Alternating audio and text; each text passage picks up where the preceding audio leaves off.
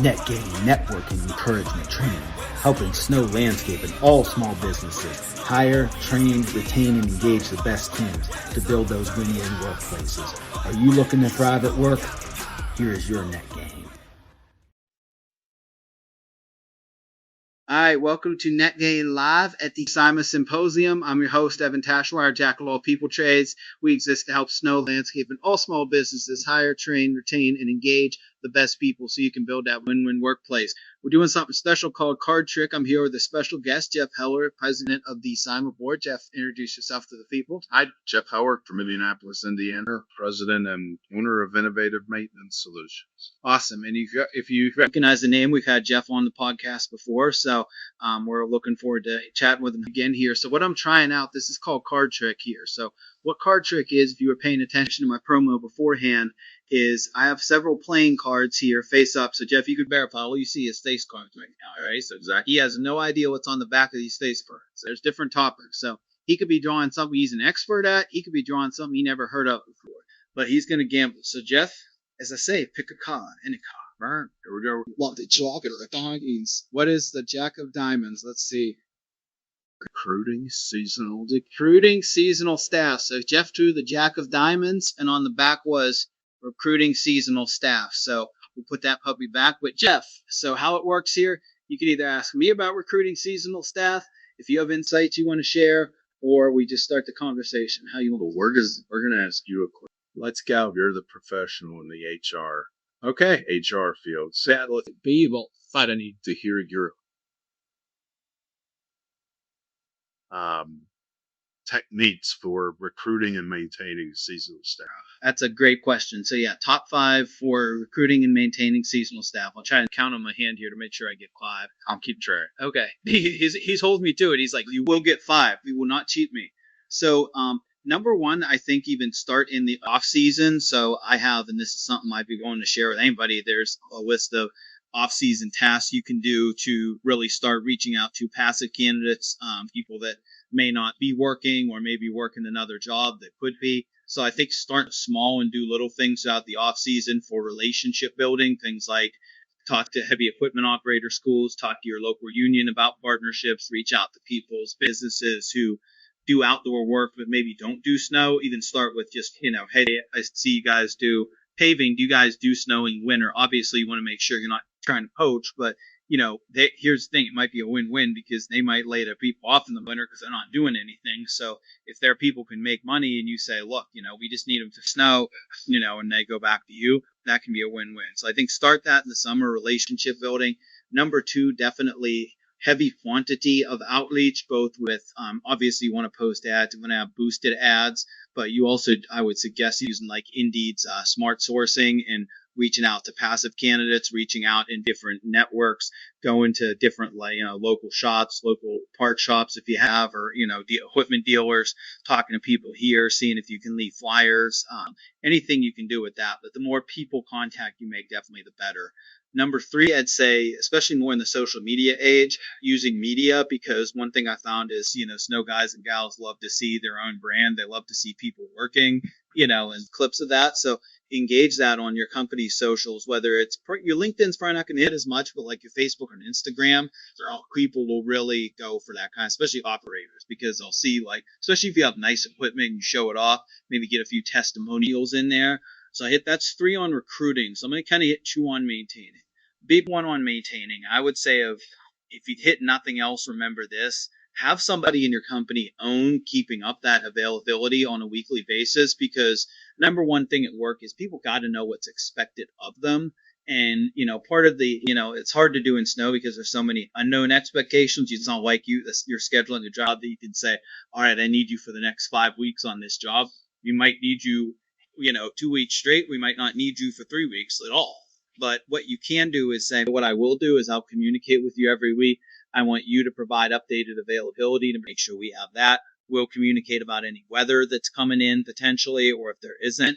And then also with that, send out some training tips, something to kind of keep people engaged. You can even gamify that. What I mean by that is, make a trivia contest out of it, use an app, let them answer some questions, give some drawings away, give them reasons to check the message other than just you're keeping up with them. but definitely keep up that availability, because we want to have that track so that if, let's say, I'm doing that for you, Jeff, and, you say storm's hitting, I need to be able to pull that list and say, all right, for these sites up here, we got, 2 shifts, we're good. Just FYI, out west, we're a little thin, because that helps whoever's recruiting too be like, I need to go to the well for that, or you might need to move people around. And then I think the fifth thing for retention and kind of keeping people, this one's more long term, but solicit feedback from them. Do a mid-season, even if it's just a mid-season and end-season survey, you text to them and they respond on, like, if you have Microsoft Office Suite, Forms is free.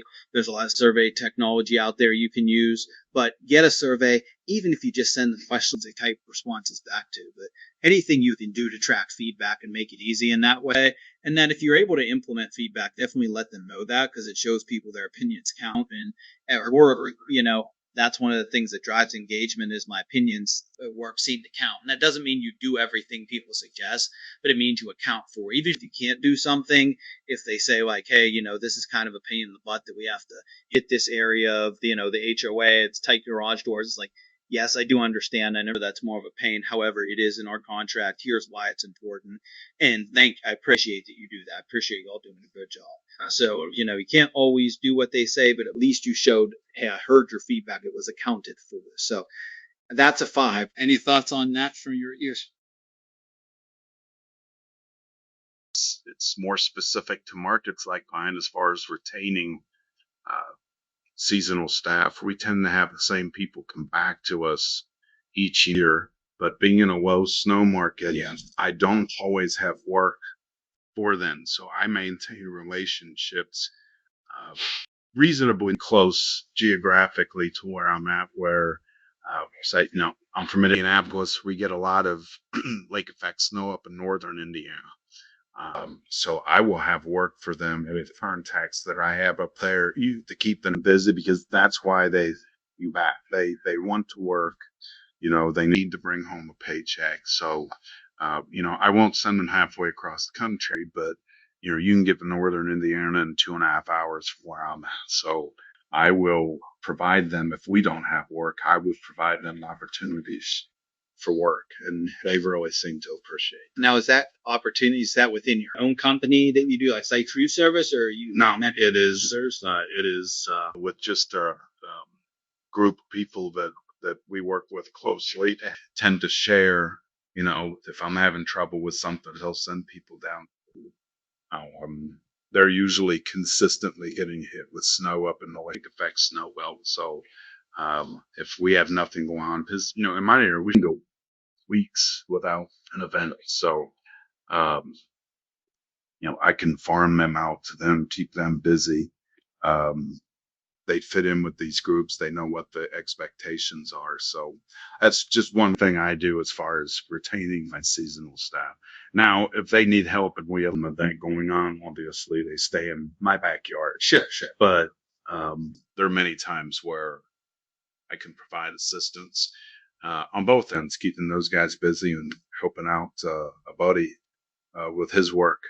Yeah, I think that's a good takeaway, like you said, about relationships. And again, a lot of what I said too, even with the off season, I think relationships is a common thread, because as I learned this one the hard way, is like, if you're reaching out right before a storm for help, I mean, you might find the people that are available and like want to work then, but if you don't have that relationship, a lot of times you're not going to, especially on a bulk scenario, like, you're going to be at the bottom of the balloon. Right? So I think having those relationships and, forming that network. So, being that this is recorded at SIMA, I know we'll put this out later, but I'm hoping that people, as you go to different shows, use those opportunities to meet and just talk about that. And, anything, most things don't start with like, hey, this is what I want from you. Just get to know people in your region and talk and share about your business. And if that something like that does make sense, don't be afraid to broach that, but broach it from relationship, So I think, that relationship piece, I mean, even us, you know what I mean? Like, I thought like I asked her hold 2 days before I came here, or a day before I came. Yeah, hey, Drac, hey, Jeff, do you want to be on this podcast? Like, we have been talking, we were connected online. Yeah, hey, we're doing this. Do you want to be part of it? Yeah, I think I would, you tell me if I'm wrong, but I think you're probably a lot more inclined, because it's like, oh yeah, it's Evan, I know him, versus if it was a random. Exactly. Yeah. Happy to help out. It's like you're the contractor you take care of consistently. They'll be the one that answers the phone call when you need something. So, same thing. Absolutely. So, well, thank you, Jeff. I appreciate you, trying on card trick. We're going to throw these. No problem. Always wanting to try something new. Yeah, I think probably what I'll do with these is I'm probably going to throw like individual shorts out, but I'll probably do them a whole episode so you can make people show up. But then I'll throw individual shorts out as well, so you have because this one hasn't been super long, so it's just good because it would be something that would catch people quickly, but hopefully give some of that education. Exactly. Sounds good. Appreciate having on me, and we will catch up definitely. Well, yes, sir. Have a great show. Thank you for all you're doing to help put this together. Thank you. Appreciate it. All right. We'll catch up with you. Yes, thank you. Yes, sir. I'm just now we're up with my father, so just You can make it. Right. I appreciate that. Thanks. All right, we back with Net Gain live at SIMA. This is Card Trick. Evan Tashwar, Jack of all people trades. Got another special guest with me. Introduce yourself. Levi Jett, Jet Venture Advisors, and Clear Path Facility Services. Glad to be here. Ready for another symposium. Awesome. So we're trying something new here with Card Trick. So Levi is going to pick. So you can tell him, Levi, these cards are face up. You have no idea what's on the back. So always looking at his face card. So he's going to draw a card. I'll tell you, Jack of Diamonds has already been drawn, so we're coming to rack game. So we'll go with anything else here, but pick a card. Oh, the Ace of Spades. Okay, my man is a drinker with extensive taste with the Ace of Spades. We're talking career development. So we're going to be talking career development with the Ace of Spades. I figure because you develop your career enough, you can afford Ace of Spades. So I did that. So how it works, Levi, you can either ask me a question related to career development, you have some wisdom or something you've seen work, you can drop that, or we can just start. So I think that one of my favorite aspects of this subject would be that we have to create a path for career development. There's so many companies out there that they preach career development, and they preach come in and give it your all, and the path of how your career is actually aimed to develop there is seldom they would roll out in front of you. And it's not that you want a path from janitor to CEO, but if you're coming in some sort of entry level position or even more senior level, and you're getting to know, say, what does this company look like for me longevity wise?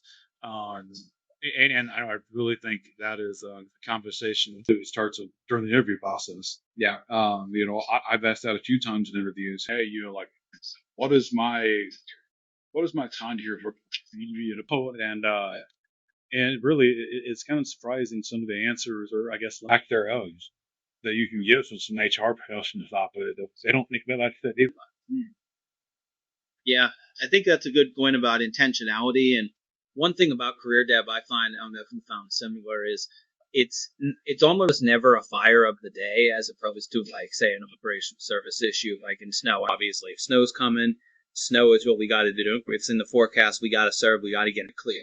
Versus career dev, teaching a sidewalk crew member how to be the crew leader or train on a different piece of equipment. That day might never feel like a thing. The thing is, if you don't get ready, you'll never be ready. No, yeah, and it's something. So many different aspects of business that, like you said, it's not an immediate fire, and it's so easy to push on the back burners. And this is one of them. And honestly, a lot of them can be solved with the help of AI. We have the tools today to be able to help shortcut this, and not shortcut to make it. I don't know if I can cuss on here or not half-assed. Yeah. To shortcut it to literally save your time and make it an attainable goal, to where, because again, it's not a fire, and it's not only not a fire, but you look at some of these tasks and you go, man, I don't want to sit around and have to think about every position in my company and what that career trajectory looks like and how it all intertwines and where we can cross-train. And I mean, it really is a big headache, but I think with the use of AI, it helps simplify a lot of things. Definitely. So what would you say, what have you either maybe yourself done well or seen done well regarding to career development? Just know, what are some practices people can maybe take from this? One of the biggest decisions I made that helped my career many years ago And it's weird because it wasn't something I read in a book. It wasn't anything that it was my own paranoia that you made. And if I will do myself a favor for once. But what it came down to was just very transparently. I told my boss at the time, hey, look, I got some anxiety issues. I have some depression issues. I don't need constant pats on or not into offer up.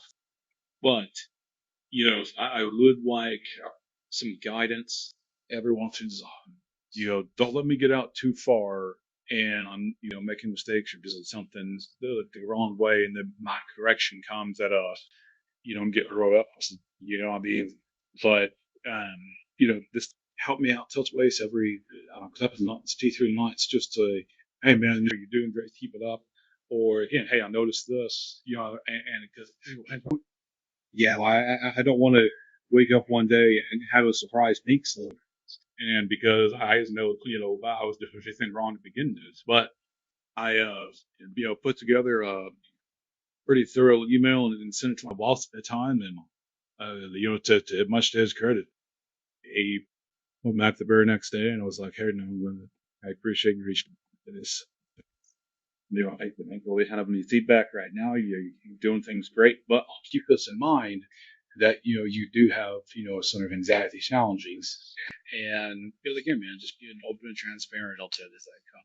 Yeah, I think that's a huge thing and a great thing for any employee to advocate for yourself. And when you do advocate for yourself as an employee, that will really show you if your company is kind of about it or not, because you'll see based on the response that you get, right? What if you get a good response like that? No, okay, thank you for sharing, not just placating, but then also the follow up. They're like, okay, you know what, Levi, I am going to set a time aside to give you feedback when I see something, we'll pull it aside, talk about it. Or if I see something coming up that maybe is like, hey, prepare yourself for this by that, versus if it's kind of put off or ignored and, it does snowball later and you hear about something that you're like, hey, respectfully, I had asked about feedback and, you're telling me this after we lost an account, but not after we got the first complaint. I had heard that at times. I was told about an account we lost and it was like, okay, I didn't know we even had a complaint for us on it, or we could have adjusted what we did,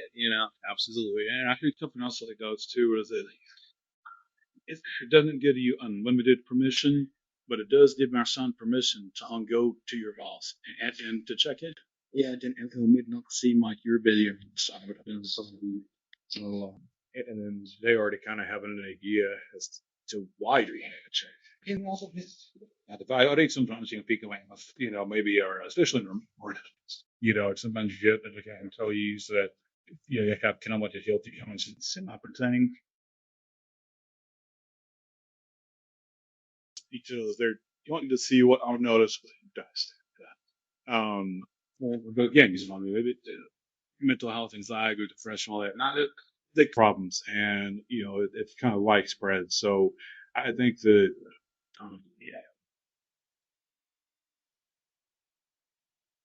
to watch with your continues, and it just kind of helps you figure out who you're working with and how to get the best out of that situation. If it's like so.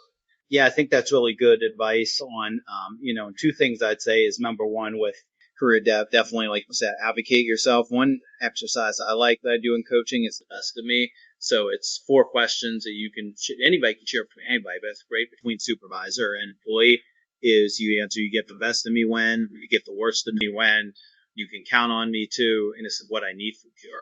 Because it addresses almost all those things. It's like, you get the best of me when I get regular feedback. Like if something goes wrong, I know it sooner than later. I'm prepared for things. I know some people can say, I've got to have clear direction. Some people say like, if I have a pivot, I need to know the why behind it. But it helps you to be prepared.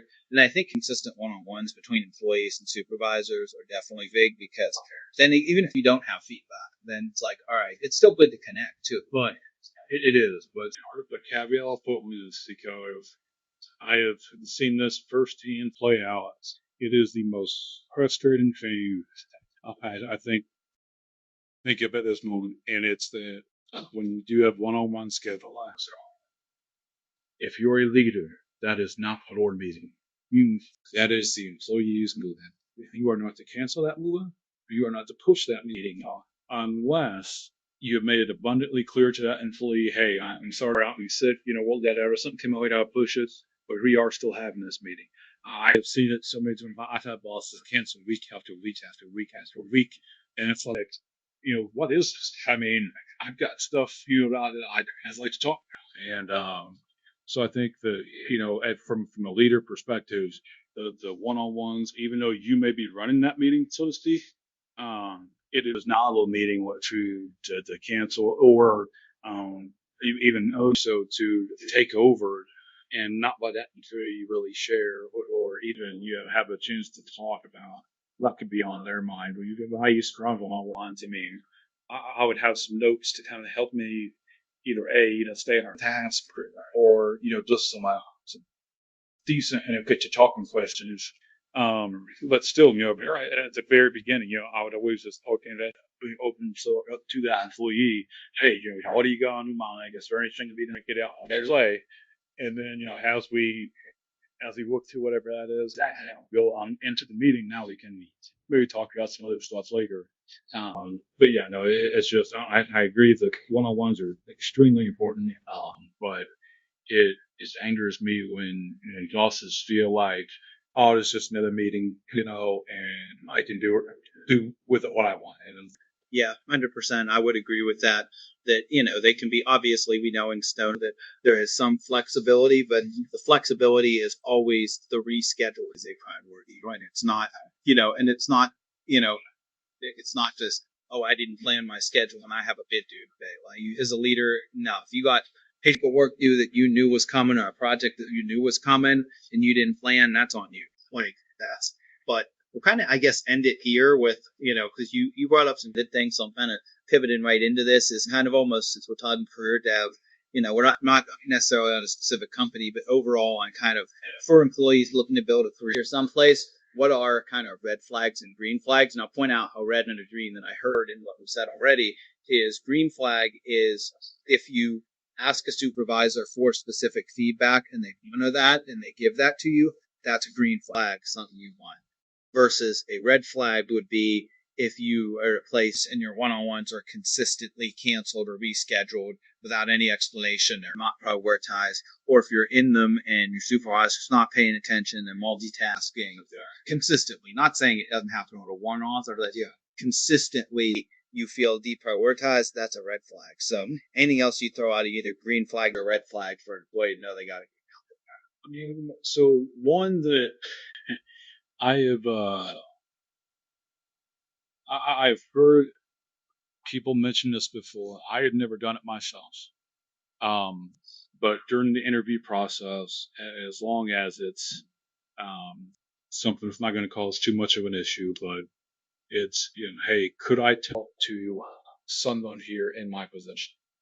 Like, I mean, find them, just to get, or again, could I, I guess with that interview, is it something where they're willing to let you interact with the current team and kind of see the behind the scenes a little bit? Because it is, you walk into some offices and it feels like a morgue, and there's no culture. Everyone thinks they're walking on eggshells. Everyone's losing quietly, and it's like, that's not a place I want to live.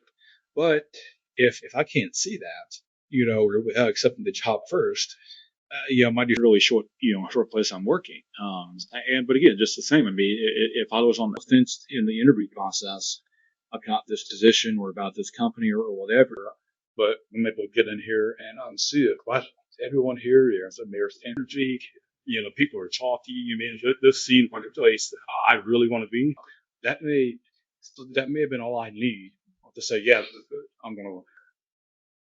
So yeah, definitely the red flag would be if, now obviously I'll caveat a little bit from the HR side, if it's not built in the process, or maybe they've interviewed people and they're wanting to not be unfair because they didn't give other people that opportunity, that's one thing. But if it's very much like just kind of sneaky or away from that, or if they're gatekeepers, you're screwing on there, that's a flag for sure, and it's a green flag if they're willing. So I'll kind of throw a red flag, green flag out here.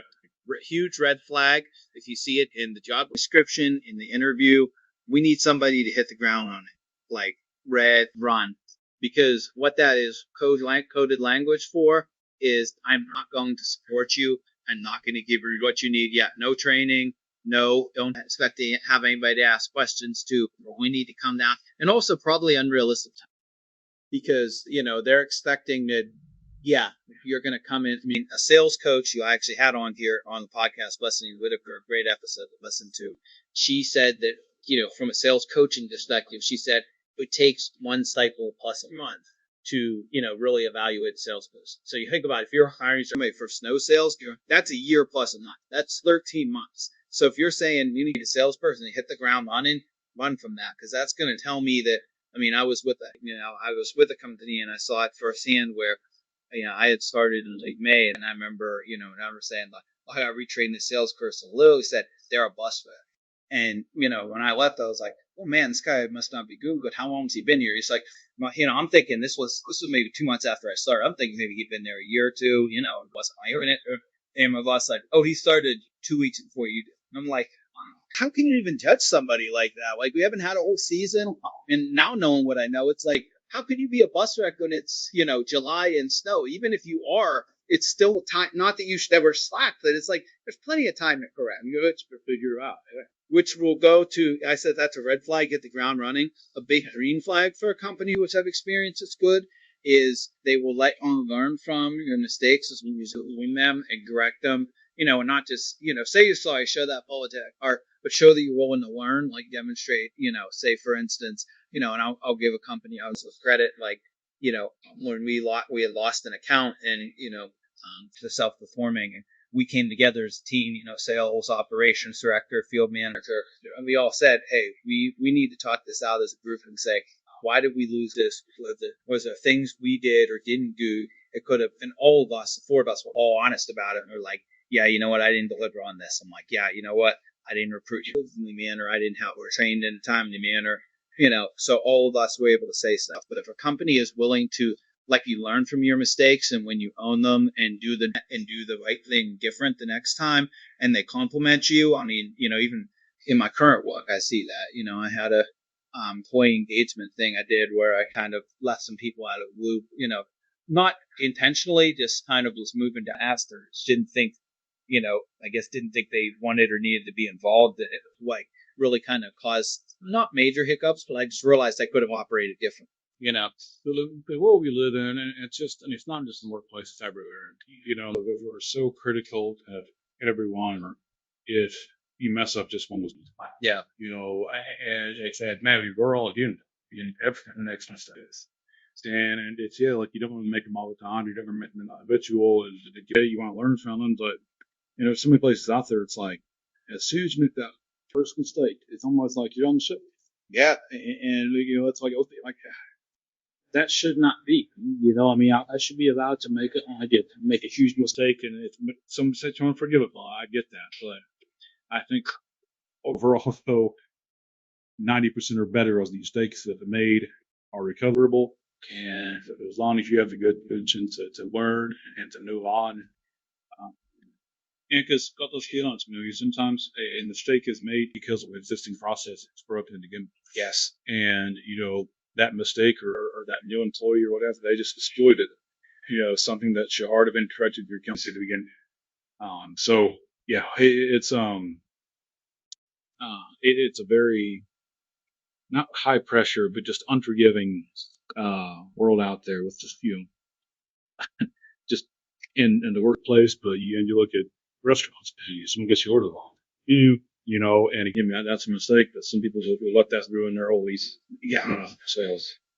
Yeah, I think that's really big, is to, have that grace for people. And like you said, obviously, if it's not, and I think two things, like you said, level of, impact, obviously, that's super, like, impactful. Like, somebody ran a motor full speed through like, yeah, that's termination, but like, and I think also intentionality, you know what I mean? Like, for example, if somebody's solding and maybe they got too close to a car and they did cause some damage. Yeah, that's something that needs to be, addressed, talked about how to not do it again. But if they're like, I'm so sorry, I know this put us in bad light, versus I've heard stories of, people who were told they were solding too close to a car and got emotional. term Soul Rebel whipped it. That's that's intentional. Yeah. And if you're intentionally doing, and that's termable. But yeah, I think, and the thing is, we don't do that, I think we almost need to learn in how we let kids develop. You know what I mean? You think about it. Nobody looks at a baby learning to walk and falls, but you idiot, like, how are you going to fall? Why are you even trying to? Yeah. You know what I mean? It's like, no.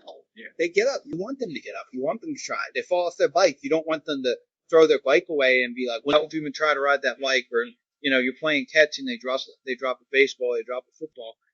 Why are you even playing catch with me? You can't even catch everything I throw to you. Like, we don't do that. So in that aspect, and also I think that comes back to that training, hitting the ground running is like, you want people to do things. And, here's the thing. If you review calls and, you review, say, like a sales call, a whole call, or you're on a meeting and you realize maybe they misspoke. I've had that happen, or I've said something when they're like, yeah, you said this actually isn't totally clear. This is how it is. You like, okay, then I know for next time. Right? Yeah. But it's okay. Like, you want people, you don't want people to live so fearful of mistakes that they don't play their best game. I remember I heard that. You'll appreciate this sports.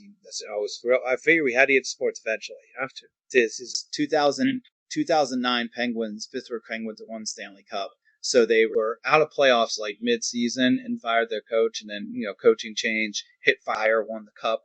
But I remember they asked them, they said, what changed so much when they changed coaches? And they said, before it was so systemized, they said, we felt like everything was, you had to be exactly where you are. And they said, we were playing not to make a mistake. Sure. And we weren't playing our game. Whereas our new coach was like, look, you guys are young, you're fast, you're talented. He's like, go out there, skate. He's like, if you give one up, get one back. And it just took the wheels off. And sometimes with people, obviously with the right structure in place, but especially when you have talent, you put some structure in place. Like, there's times to take the wheels off and let people run and be like, all right, look, here's the general guidelines, but yes, run, figure it out, be on those sales calls, ask your questions, we can meet together if you want feedback, but yeah, you got to give that attitude for development, for sure. Yeah, I mean, couldn't agree more, man. Right on. I've heard that elsewhere in sports, a lot of times, basketball, football, everything, where you're right. I mean, it's just been that, that coach, that GM or whoever was just, absolute drill sergeant. And it was, can't have any fun, can't make any mistakes, don't take ridiculous risks and all that stuff. But it's like, man, let's go back to hiring. You hired that person for a reason. Yes, yes. So it's their first mistake. Did we forget all that? Because I don't know about you, but there's a lot of times I've hired somebody, I've been excited about hiring that person. This person here, they're going to go up on the Hall of Fame here, and so, but again, now at their first screw up, the first hiccup, do I give all that up? And just completely abandon how I felt about them, maybe just a month, earlier? It's ridiculous. And it's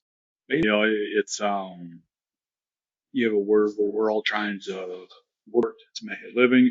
I would argue that a large percentage of the population is probably not working somewhere, not doing something they're passionate about, but doing something to make a paycheck. And so, we're thinking of it from that perspective, man, have a mistake, recovering from it, and still allowing them to continue living their life and making ends meet. That's what we're trying to do. And if you can coach, you've got it. And we talked about before in training, training helps kids a lot and stuff. Yes. When all of a sudden you have the confidence because of the ongoing training that what you're doing is right, or better yet, that, hey, I'm doing this complex project and I get 60% of it right, but I make it like a small imperfection here and the whole thing's lost. But once again, what does the training look like for that project? Is it there? If it is it legitimate? Is it useful? And again, now I've seen a lot of companies that they just slap something up as far as training goes, and it's not real training for what they actually do. Yes. And that's one of my biggest sour points really everywhere. And something that you know, love to try to correct in this industry is that, man, I mean, there are so many different subjects you can train on with consciousness now. But to match all of those, there's an equal number, if not more, in the soft skill training. Yeah. You already hit one passion point of mine. Now you hit two. The soft skill training, because you've got these guys, and I'm not knocking because, I mean, hell, I'm one of them. I've been out in the pot truck for 60, 70, 80 hours straight. And you don't want to talk to anybody after 70 hours in podcast. Yeah, sure don't. But when you have people that have that soft skill training, much as they don't want to, they're still going to try to slap on that DS face and then smile and put in that customer's voice and still make the good decisions. People that don't have that soft skill training, they're the ones who are going to fly off the handle. They're going to lose it all. And honestly, they're going to put your whole account at risk because that's how they're at. But we go through all of this right here for all the equipment and a lot of part of skills training. Yeah, that you see being promoted here, but there's so much out there. Still a big need to bring in soft skills training to this industry, and whether it's a management company or whether it is just a mom and pop skill company. I mean, the need is there no matter where you fall in that spectrum. Absolutely. And you hit two things I want to hit on training because I'm not going to say the T word to not get me to talk about her. So, literally it's like passion and pumps through my veins. But two points I want to make off that. Number one is, training is best done, especially as adult learners. We learn best in small bites applied to the job over time. So a lot of times I'll share this example of, a company owner had shared with me, oh yeah, you're into training. Well, let me ask you this. I did this winter meeting and, would you be willing to look over my deck? This, team stuff made a lot of mistakes and I thought I nailed well. I said, sure, I'll take a look at your deck. So I took a look at the deck and I said, can I ask a question? I said, I think a lot of these are good. You have good information. You have some scenarios that you talk through with them. I said, how was this has ended? And he's like, well, we had a company meeting day. I was like, so you did this all in like one day. How long were you in there? He's like, oh, it was about 6 or 8 hours. I'm like, and that's the only day you did it? And he said, yeah. So that's a problem. I said, it wasn't, your material was great. Your scenarios were, but adults weren't retaining. I was the drinking from the fire. It was a classic example where most of it just sprays out everywhere. And some of it even hits you in the face to the point that you don't take it in. Whereas I said, what you could have done with that same material is start over the summer and kind of forcing it out when you have your weekly meetings, or even morning huddles, like you're a self-performed company, and you're going out for the landscape season, have a, morning huddle, 5 minutes where you're going over one thing, having one discussion, or as you get closer to snow season, you put up a picture in your, shop on the wall, your PowerPoint and say, hey, look at this site. What is, tell me where you'd stake here. Tell me, 2 things you see wrong or damage happened. What could have been done different? And you do that consistently over time, you're going to get much better retention from it. And then I think too, when you said about, soft skills, actually, essential skills itself, I still don't know if somebody can claim it, but why I say essential as opposed to soft skills is because I think some people look at it and they say, oh, soft skills, like we need hard skills. We need them to operate equipment, know how to run and do stuff. And then you do. Don't get me wrong. I'm not saying you don't, or, they need to know the technology or the numbers. But, the essential skills comes in is because if you think about it, soft skills, aka essential skills, are things like communication, empathy, collaboration, leadership, delegation, decision making, relating with people, recognizing and motivating people. All those things fall into that and can really be the difference between, like you said, I'll take your example of you've been 70 hours out on a storm and, customer comes up and they've got some complaints about some areas that, are currently not in good condition. Not saying you never touched them, but they're not currently in good condition. If you have strong skills of empathy and de-escalation and emotional intelligence, and you're able, despite that tiredness, to take that deep breath, to take a step back and even say in your head, like, hey, I'm frustrated right now. Like, if everyone wants to tee off, but I do recognize that let me deal with this. Then I can go tee off by myself in my car, or I can go vent to a coworker by myself, but I'm going to vent after I do everything. So, and two things. One, that customer in that situation, they're fresh. Sure. That customer time after 70 hours. Yeah. They have a fresh mind. They're self. They're just getting to work. And it's not sitting ready to tear into somebody, but, all their thoughts are right here. Whereas you've been up for 70 hours and you're just scattered all over the place. And then the second thing, going back to the training days, if you stop and think about most corporate training days, you've got half the people checking their email, responding to text, pushing your work order through, just this, it's kind of like drip work, just to keep it going just enough. Yep. But, how often is your undivided attention truly on what you're being taught? And that's why I think you said so huge, because if you can, do it in smaller chunks, but those chunks are more frequent, then it becomes more of a culture that you've created, and not just a, hey, it's training day for the year, and here we go. Because I've worked places like that, and don't get me wrong, that there's still some value for some people in those training days. Yeah. But I think a lot of times too, you're missing on your wider audience, and all of this points during that 8-hour presentation, they're not all landing. Yeah. And so if you figure out, all right, I was going to hit, 10 things during this 8-hour block. Let's separate those 10 into smaller 30-minute chunks. Yep. That you can put out. And I like what you said too, man, signage, reminders, things like that. Make it everywhere so it's fresh. And, I completely agree with you there. Yeah. So this has been Evan Tashwar, Levi Jett, talking career development, card trick here at the SIMA Symposium. I'm going to be here for a little while longer. We'll see who stops by and who doesn't. But Levi, appreciate you being here. Appreciate it. And if you guys are at the show, plan on coming to our show Thursday at 10:30. And I speak in Cincinnati's room B. We'll be talking about AI and ChatGPT in the snow industry. Definitely. Make sure you follow him on LinkedIn. He drops a lot of good knowledge on AI, ChatGPT, how that can help you work, as well as just winter readiness in general. All right. All right, welcome back to Netgain Live at the SIMA Symposium. Evan Tashwar, Jack of all people trades. Got another player up to the deck to play card tricks. So, Kory Grace, you want to introduce yourself to the people? Kory from New Jersey, Central Jersey, to your snow. It's in snow for a long time. And excited to be here off Evan to do a show this year.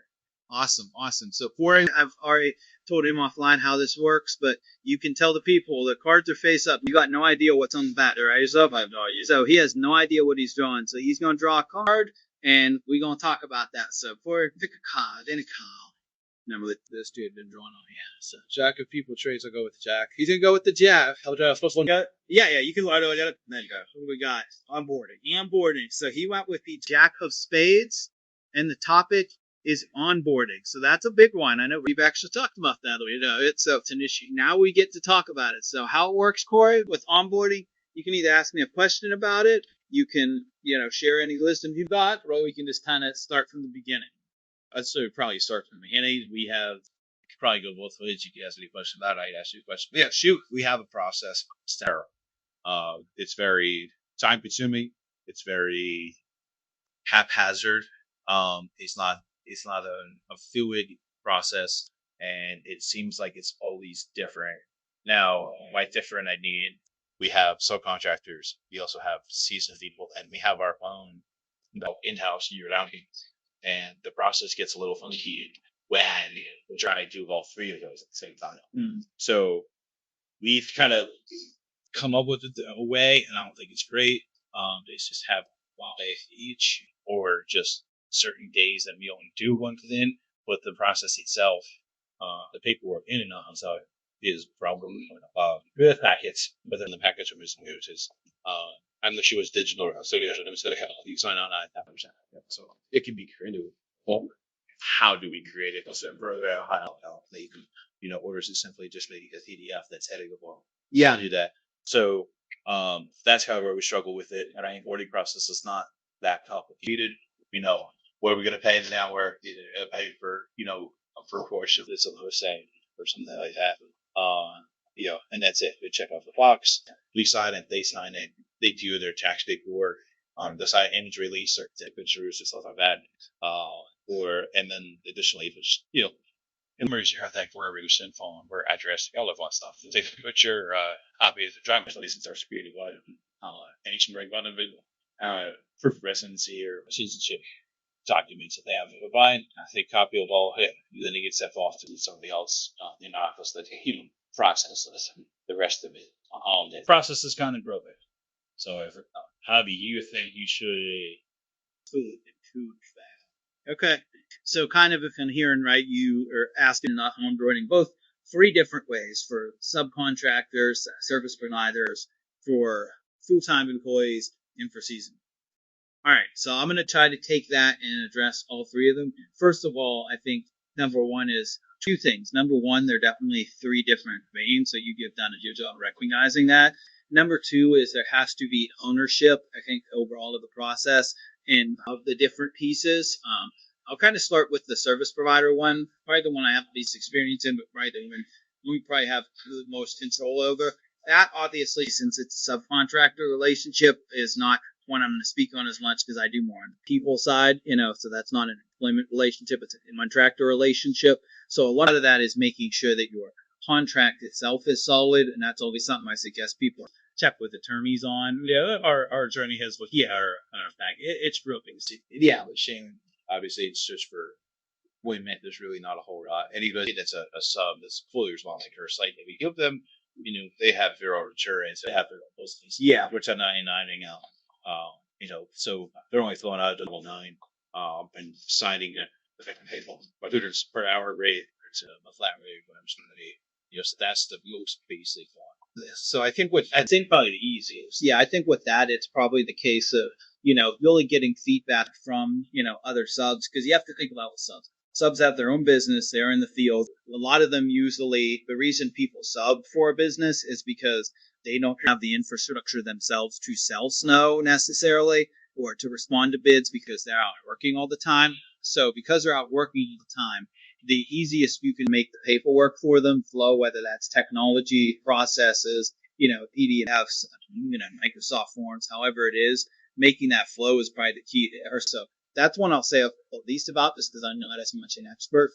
For your time employees, I'll hit that one next. I think 2 things you have to have there is number 1, you have to have like an onboarding checklist of kind of, that somebody owns within your office to make sure everything's there before day 1. So if you do background checks and drug screens, that those are taken care of. If you have like PPE you have to get for them, you get sizes, if it's, male or female, you get female PPE, you get that, you get, all those chats.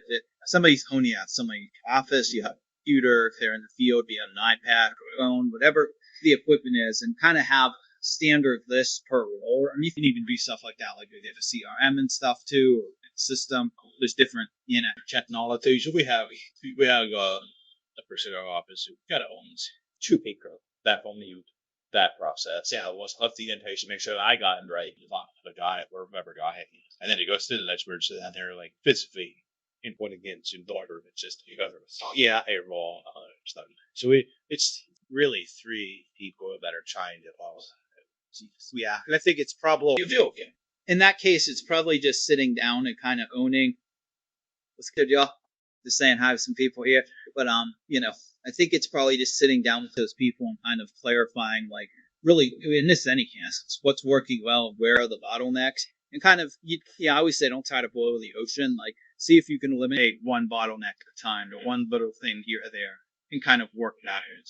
So that's really how you can make some progress. But I think the next thing with full-timers is not only you should have that checklist for, like, the tangible, like, getting them on board in the system, but you also really need, this goes on the training side, what is their first day, 30, 60, 90 days like to acclimate them to the culture, to get them, on a regular cadence with the supervisor, the manager, and also to have a training plan for that first few weeks, 30, 60, 90, check they should hit by that. You might And with that, I highly recommend feedback too. Is you have, and this is something I help companies develop, is 30, 60, 90-day feedback surveys that go both to leadership that they can review on an individual level, but then I've actually worked with companies too that can dump it into like Power BI from Microsoft Forms or another dashboard tool that you can see it across the company, so you can even see, hey, out of everybody who we survey and said, did you have all my PPE on Thursday?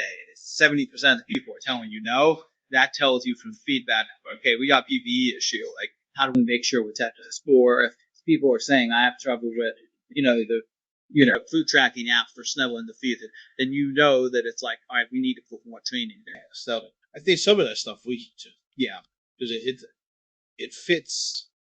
It doesn't. It's not that it doesn't fit, right? It fits on like maybe if it's a nerve, so some of that doesn't really fit. I think in degree than like it's somewhat like the generalized labor issues. It doesn't really fit. Should it? Absolutely. Should we have these conversations with these guys? At this March, in the snow, some of these guys are not around now. They're seasonal. They don't fare. You don't see them. We have a no snow year, very low snow year. We're only gonna see some of the seasonal guys 3 times.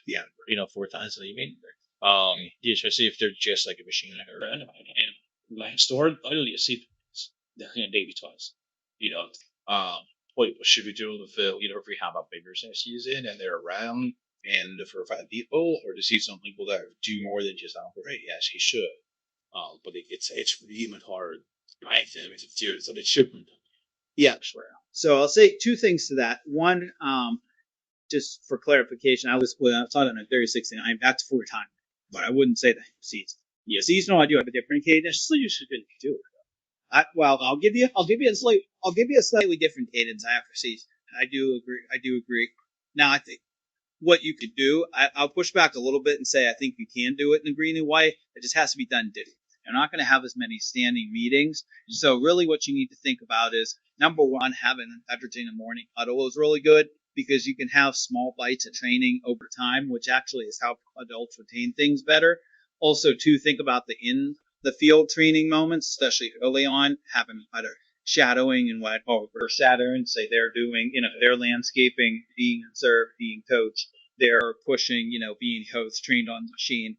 And then I think I do still recommend having managers supervise at one-on-ones, even if they're 20, 30 minutes every other week. You might not have it every week, and depending on size of crew, you might have to split that up a little bit. But that's something I really stick to, because it gives that time. Because here's the thing, part of what drives employees is having clear expectations, which, comes through more contact, making sure they have the materials to do the job. But a lot of the job is human, and it's always just barking orders or just, and not actually taking time to build. You're leaving a lot on the table, and you're giving them, not you, but like anybody is given an opportunity to others to swoop in. So it's finding that how to deliver. When you bother. Yeah, exactly. So I think it's that. And then I'll kind of address onboarding for seasonal. So, seasonal I think is, a little bit different, because obviously want to streamline getting their paperwork. Because again, just like the subs, they're working other jobs. This isn't going to be their big thing. So as much as you can do electronically or through systems you want to do, a lot of good payroll systems should be able to do paperwork directly through that. So that's something I want to look into. And then also with, onboarding seasonally, I like having kind of like big training classes for like classroom, also on-site walkthroughs, because what I think it does is, it can be more cumbersome, but you think about with any job, you really want to interview for, if you think about like for a sales job, sometimes they'll have people do a presentation, or they'll have somebody, say they have to get off the call early and see if the person keeps them on the line and ask questions, tries to interrupt. But why they do that is they test for what's actually being done in the field. So I think for seasonal employees, the more checkpoints you have during onboarding, like for instance, if after they get hired, obviously you want them to run the equipment when you're vetting them to see if they can do it. But then you also want to have deadlines they have to respond for a paper. They have to show up for a training. They have to do an on-site. And then I also say you want to check availability every week, which I know different softwares can do that for you, can send out like text blast and help do it in the system. Like you want them to get used to responding, because if you think about it, what is season snowboard? It's a lot of it's about showing up, or it's about communicating and showing up. So the more they have to communicate regularly and proactively with you, you're even going to see before you get to that first storm who is really on top of it, who's let you know their availability, who when something changes, they're like, hey, Kory, FYI, I got to call back to work. I'm not available 24/7 anymore. But they let you know proactively versus the person that you have to follow up with, which you should. You should drive that, because I know I wrestle with this with some companies, but they're like, we really don't have the time. But I'm like, I think it's a make time thing, because ultimately, here's the thing. They're not going to be full time responsible because it's not their content, right? But it is for you.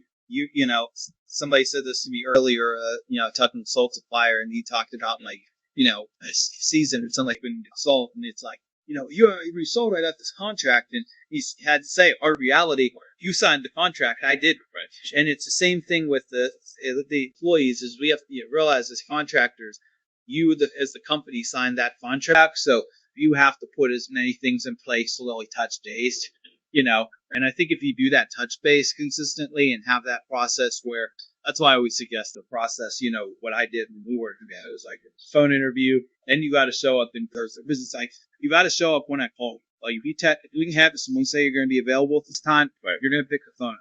Then after that, you have to, make sure you're available in person to show up when you say. And if you can't, which I understand happens, you call proactively and you say, hey, I have phone don't work. Yep. Kid's sick, whatever. Well, yeah, the users, yeah. And then same thing with showing up for training, both in person. Because if you think about it right there, you've got phone interview scheduled, in person, phone, in person, background checks, drug screen if you're doing them, in-person training, and then field training. You know what I mean? That's 5 checkpoints before you even start weekly availability checks they have to respond to. And if they're on top of all 5, you probably got somebody that is at least good on that communication. Versus if you're chasing, if you're having to chase the offer letter and the paperwork, if you're having to chase them to respond to when they come for training, that's not a good sign. But it takes up too much of our time, especially at like the level of like, say if I'm at, it is at where at some level, that works for maybe a smaller guy who have the time to chase paperwork down. Like companies of certain size and up, right? They don't have time to chase paperwork. It doesn't make sense. And there's too many other things going on to make sure that we can do this work to hire people. Chase paperwork items discuss on as well. Like, you really need the person, or really, want the person, or if they really need the person, they're sure chase it. But, not that it's a negative, but like if I chase you on it, I'll say, oh, yeah. And one thing I actually heard this from English spot Lisa hosted in LinkedIn. It's kind of what I call it. I might not be interpreting it. You said it right, but I call it back of the line. And so it's kind of like in that case, let's say you had somebody, they showed up to interview, and now you're chasing them for paperwork, is you kind of maybe give them whatever cadence you have of like 1 or 2 reminders. Yeah. And if they don't respond by that 1 or 2 reminders, I mean, if it's still a background check, you obviously can revoke an author. But let's say they're not checking in on availability. Like if they don't check in on availability, or they say they're available and then don't show for a storm, they go the back. So meaning that you may call them for a second shift sometimes, but you're not necessarily going to, put them prioritized. So it's like if they want to be prioritized, they need to show a prioritized that. I hope that helped a little bit on onboarding. For me, I think here's the thing you have to think about for onboarding. I'm going to kind of take the 10,000-foot view is with onboarding, especially for employees, is, most employees decide, and this is more for time stats, but can apply a little bit to season.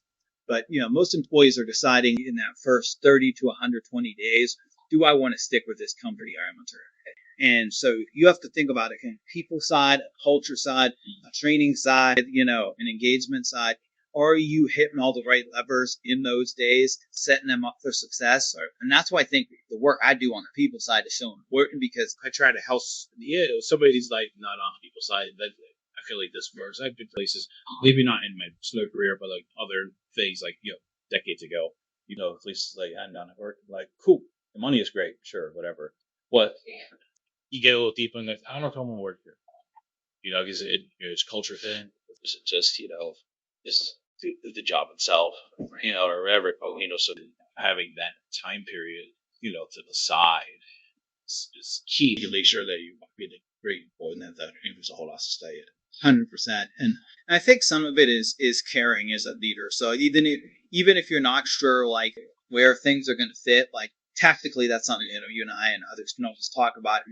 Definitely talk to people while you're at the symposium. Like, hey, my dude in HR saying about like different training and stuff. I don't know if we have time to do this. You find time to do it, as others have, and everyone's wrestling the same things. But I think if you have that with hours, if you have that care and empathy and are invested in people as a leader, some of the other things. I always believe every business I've worked for, I can't say that I've always had like a super defined training plan. Like I've had goals to hit or the third thing, but I always haven't had things super defined. If some of that is on an employee to one that is well. But if I've had a supervisor that cares, that's willing to answer questions, that, meets regularly for one-on-ones, I think a regular one-on-one supervisor is attentive or listening to the employee and helping them know what's expected and make sure they have what they need to do the job, you can solve a lot of issues, and from there, you can always use. Yeah. And it's funny because I was just working on an article for Snow Business about, becoming an employer. Literally, I was writing a foundation of employee engagement is, do you know what's expected of you at work? And do you have the materials and equipment, including information needed to do the job? If you have those two, there's other things you should have to build on that, but I always tell people to start simple, start there. So what is a clear picture of success? Because I think sometimes I was just chatting with somebody before we got on here that were saying about a challenge he asked. So some of the newer, seasonal people, seasonal operators are like, they're thinking, oh yeah, sure, I just come out and plow the snow once it's kind of, nice and fluffy piled out. They're not understanding you got to get out there for kind of get ahead of it a little bit or be there when it's like an inch and a half or an inch down to start plowing.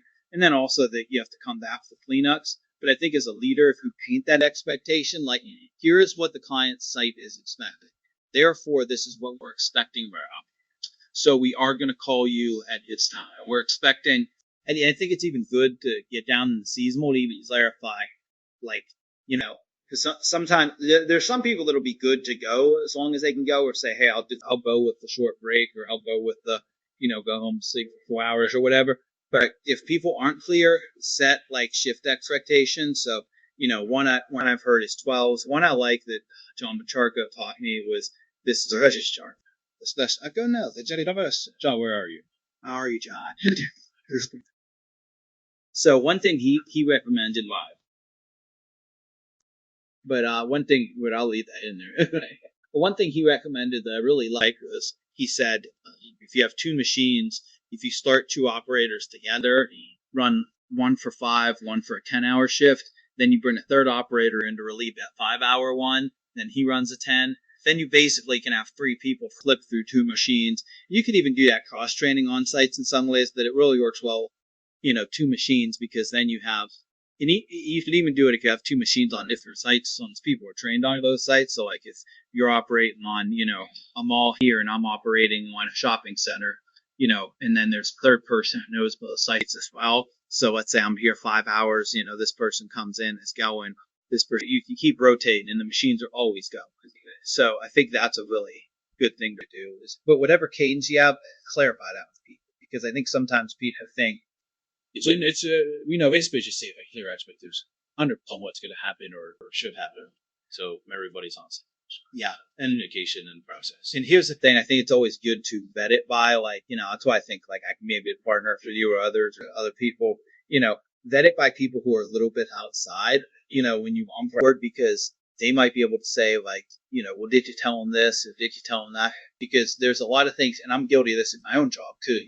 There's things that you're assuming you don't even know you're assuming because you've done it for so long and it's so ingrained in you that, yes, of course we do that, or yes, of course, but the other people don't know that because they're not working. Context is a huge, I teach this in communication as like, context is huge on kind of going on a little bit of a dovetail here, but context is so key because like knowing who you're talking to and what they understand.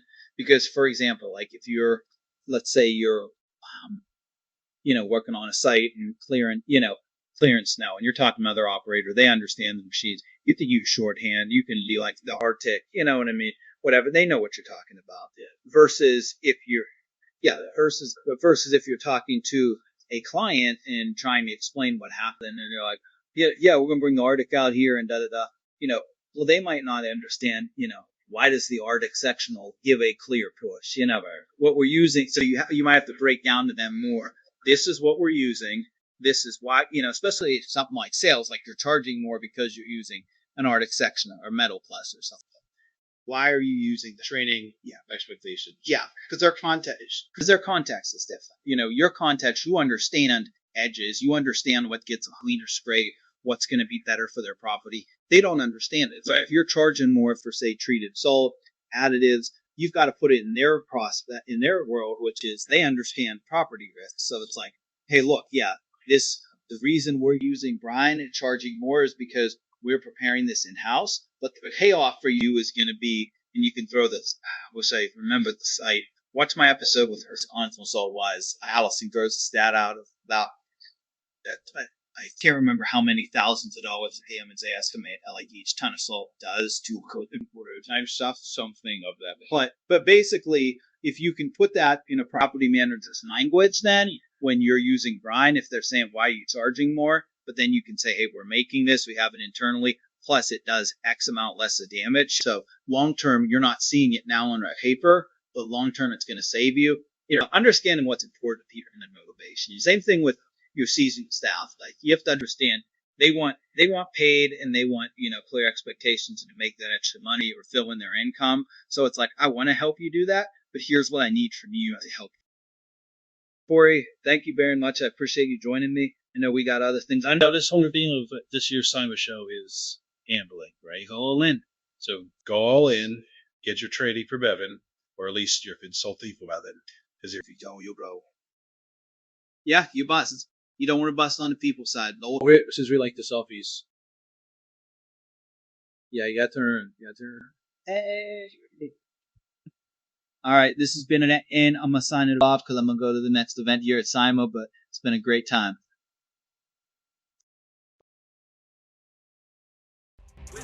But you ain't gonna slip and fall with that. Why? Cause we snow fighters, we assaulting that. Get it, assaulting that. King me